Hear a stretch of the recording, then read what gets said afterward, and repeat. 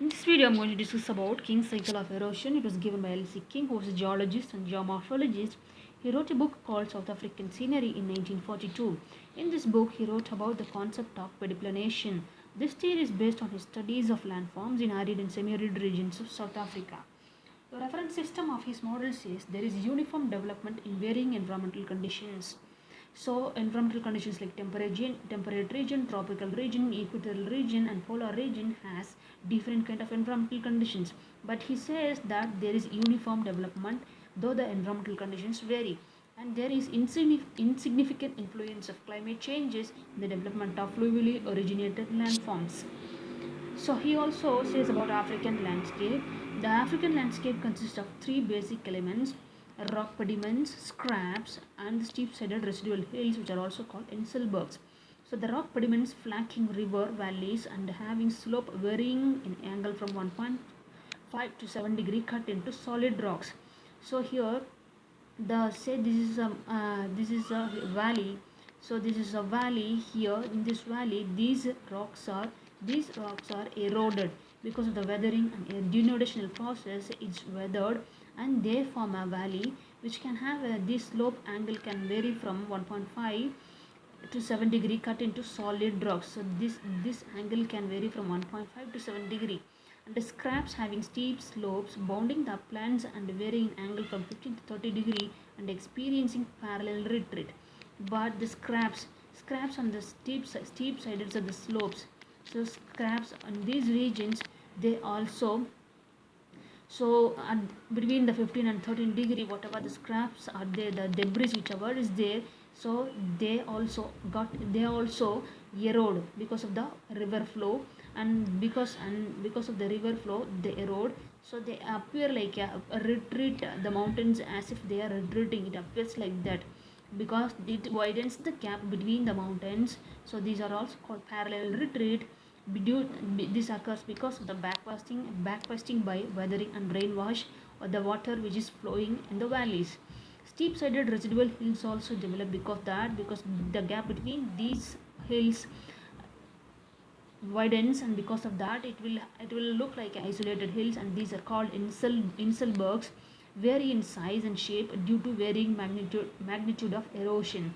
So inselberg is isolated hill, whereas insel means island and berg means mountain, which is a German term. King cycle of erosion we can see in this graph.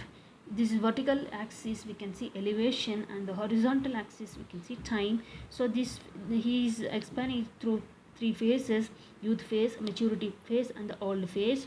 So here in this initial phase what happens is it is impulsive upliftment takes place. So sudden rapid rate of upliftment, at the same time the streams starts incising.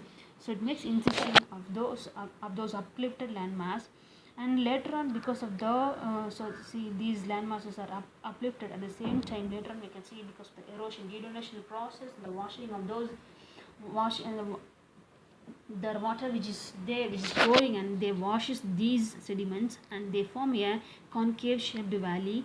But later on this concave shaped valley widens and forms a widening pediment, which is a bedrock. This is the bedrock base level, this is the bedrock. It creates a widening pediments, and later the slope size of the hill size also decreases because of the erosion and weathering, and they form a small isolated hills, and surrounding that we can see a pediplane formation.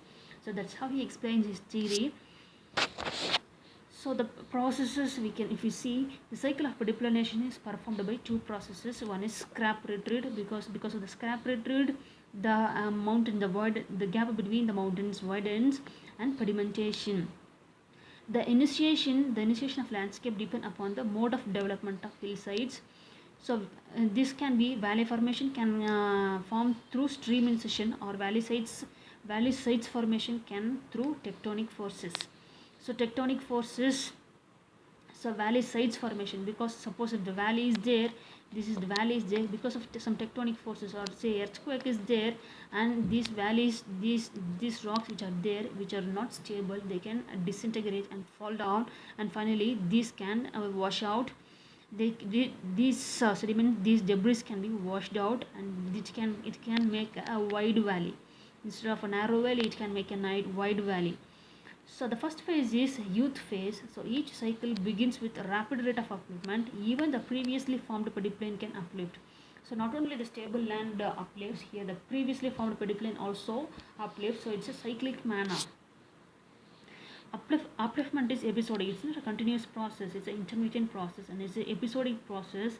And streams inside the uplifted landmass due to weathering and higher slope angle allows transportation of more debris. No more debris.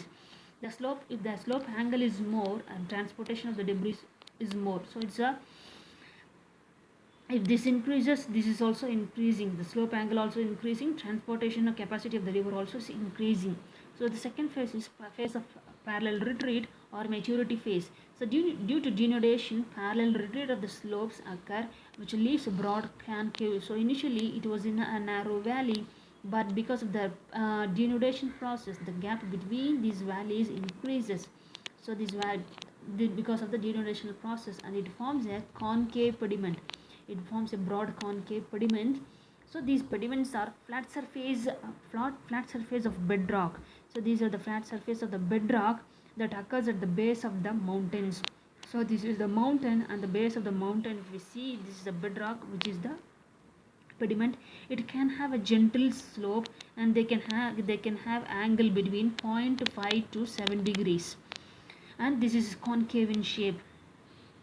So debris from landslides and rill wash are removed by wash. So whatever the debris is there in this region, so they are removed by rill wash, or debris from the landslide and rill wash are removed by wash. So they are washed out due to the process of river. Transportation capacity of the river washes these all the debris, and pedimentation occurs through sheet erosion. So sheet erosion is a thin layer, like pedimentation occurs in thin layer. It's not a sudden debris are not removed, but it will removed in thin layers. Sheet erosion is in thin layers, the debris are removed. That's called pedimentation. The last phase is phase of pediplanation. Uplifted landmass transform into inselbergs. As I told, inselbergs is a general term. It is isolated hills, and gradually the pediments formed through the denudational process coalesces to form pediplanes.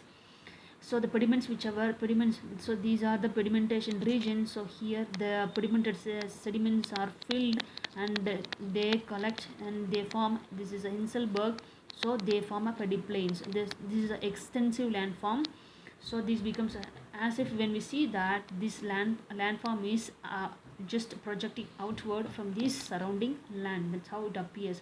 But it's not this. But the pediplan is formed from the erosional process of this uplifted landmass. So these are pediplanes, and these extensive plains formed in a arid region by the coalescence of neighboring pediments. Evaluation of this theory. This model is limited to African experience because his observation was only in Africa, South Africa, so it was limited to his experience in Africa, and it lacked extensive field observations, and uniformitarian claims were rejected because he says that though environmental changes are there, but the uniform development of landscape, so that is not accepted by many. So it was a rejected hypothesis, and his view on upliftment, that is episodic, is debatable. Some says upliftment is continuous process, but he says it's a episodic or intermittent process. So it is also a debatable one, and universally this model can be applied. So this model is can be applied in the arid and semi-arid regions and desert-like region. It can be because here the erosional process is not a continuous process, because in desert arid region the temperature changes. The temperature during the daytime temperature is high, or during the seasons or the temperature variations are more. So because of that, the climatic conditions also